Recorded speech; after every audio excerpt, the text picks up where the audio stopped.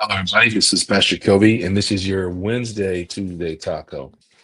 One of my favorite scriptures that I like to, but I found myself um, really reading a lot more. It comes from First Corinthians 15:58.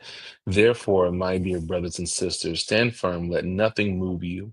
Always give yourselves fully to the work of the Lord, because you know that your labor in the Lord is not in vain. There are times in our lives where, in our Christian lives, we feel like it's ineffective. That the world be whirled sometimes, and it seems like everyone out there is moving further. The agenda of the enemy is being pushed and accepted, while the agenda of Christ seems to be rejected and not making move. In this particular text, Paul's like, "Hey, man, I want to encourage you, like he knows what you've gone through. And if you look at the life of the disciples, yeah, they've seen it where people have rejected the things of God, that they've been rejected. The people of God are being persecuted.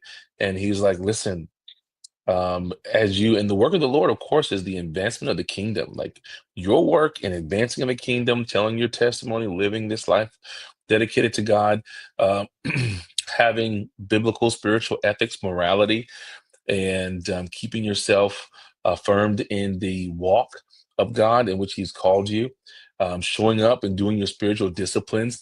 These things are not in vain. What you are aiming for, God is at work in. God still inhabits the praise of His people. So there's still the presence of the Lord. When two or three are gathered, the Lord is still in the midst. Like, don't let what you see change what you know. And that is the hardest thing for some of us, to see things and know something contrary to that and not try to say, well, maybe I don't know what I think I know. Paul's saying, no, no, you do. And don't grow weary in that. Your labor is not in vain. Don't lay down on the job. Don't clock out. Don't justify a way out of what God has called you to do. Don't minimize your gift. Don't minimize your blessing. Don't shrink in places that God has called you to be a lighthouse. Remember, not to be hidden, not to be extinguished, but to be set up on a hill. Like there is the reality of what you're called, and that doesn't change based on anything that you see. Remember these words. Therefore, my dear brothers and sisters, stand firm. Don't shift. Let nothing move you. Stand firm. Always give yourself fully to the work of the Lord, because you know that your labor is not in vain. Know that.